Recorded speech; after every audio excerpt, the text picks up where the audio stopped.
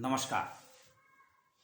Self improvement या लक्ष्य प्राप्त करने के 5 सूत्र या 5 फॉर्मूले आज आपसे शॉर्ट में बात करूंगा। सबसे पहला फॉर्मूला है वो है पेशेंस, धैर्य।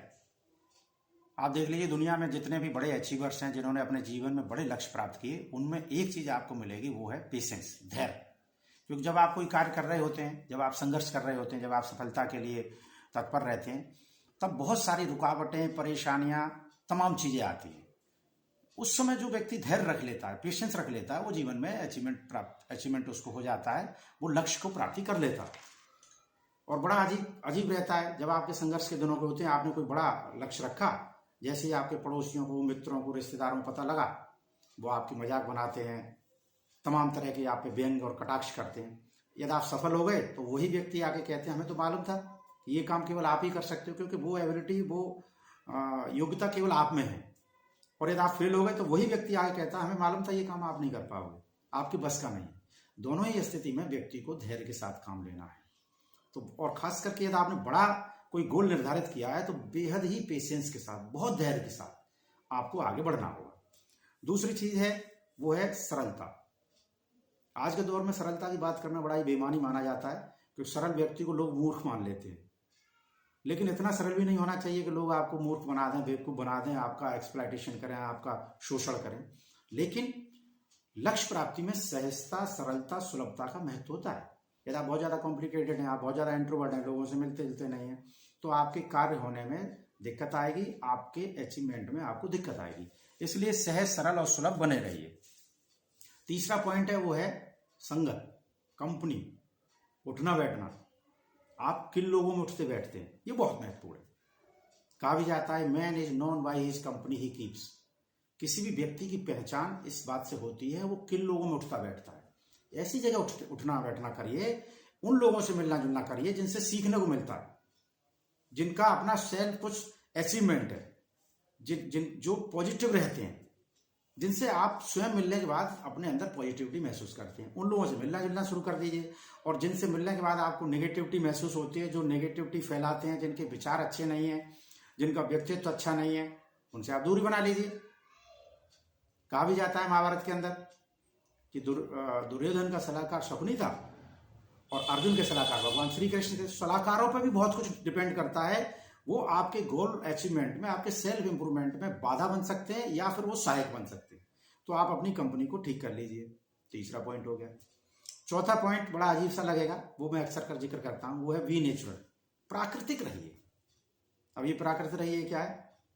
नेचर के कुछ समय बिताइए, नेचर के साथ नेचुरल रहिए। आपके अंदर कोई हॉबीज है, उनको आप रखिए। किसी के अंदर डांसिंग, सिंगिंग, बहुत सारी ड्राइंग, पेंटिंग, गार्डनिंग, जो भी आपको अच्छा लगता है, कुछ समय निकालकर आप उनको करिए। आपको लगेगा ये तो टाइम वेस्टिंग है, इससे तो जो हमारा लक्ष्य है उसमें दिक्कत आएगी। ये सही है कि लक्ष्य पे फोकस रखिए, लेकिन इससे क्या होगा कि इस काम को आप करेंगे तो आपके अंदर पॉजिटिविटी डेवलप होगी, आपके अंदर सेल्फ कॉन्फिडेंस डेवलप होगा। और साइंटिफिक रूप से ऐसा कहा जाता है कि इससे ब्रेन में ऑक्सीजन की मात्रा बढ़ती है। जैसे आप बाथरूम सिंगर हैं, आप बहुत ज्यादा किसी बात को लेकर परेशान हैं, आप टेंशनाइज हैं, आप बोरियत महसूस कर रहे हैं, आप अच्छा महसूस नहीं कर रहे, तो आप सुनिए या फिर आप सिंगिंग करिए, तो आप देखेंगे कि आपका माइंड जो है वो आपका रिफ्रेश हो गया। फिर आप पेड़ पौधों के साथ समय बिताते हैं, जानवरों के प्रति दया भाव रखते हैं, कुछ समय नेचर के नजदीक, हरियाली, पानी, इनके साथ व्यतीत करते हैं। सुनने में थोड़ा अटपटा लगेगा, लेकिन ये सेल्फ इंप्रूवमेंट के लिए, ऑक्सीजन लेवल को बढ़ाने के लिए, पॉजिटिविटी के लिए बहुत आवश्यक है। अब लास्ट और इन सबसे बड़ा पॉइंट, भूलना और माफ करना सीखिए।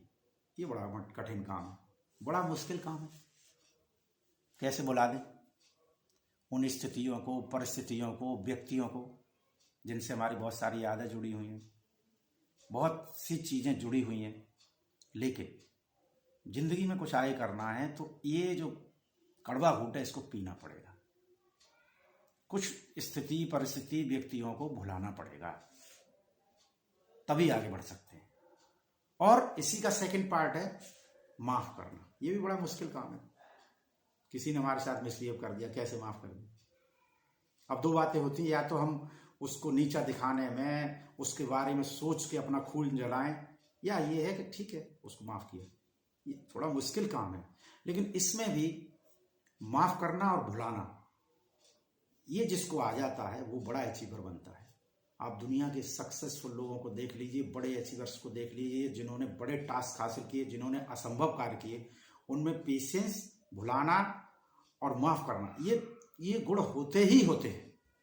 मैं Amrit Kumar Lodhi, principal director, writer, parenting coach हूँ। अभी तक आपने मेरा यूट्यूब चैनल बातों से एजुकेशन सब्सक्राइब नहीं किया तो सब्सक्राइब कर लीजिए। मैं कोई रेगुलर यूट्यूबर नहीं हूँ, बहुत लंबे समय के बाद आज आपके साथ बीच में आया हूँ, तो और अपने पर्सनल एक्सपीरियंस आपके साथ शेयर करता रहता हूँ। जुड़े रहने के लिए बहुत बहुत धन्यवाद।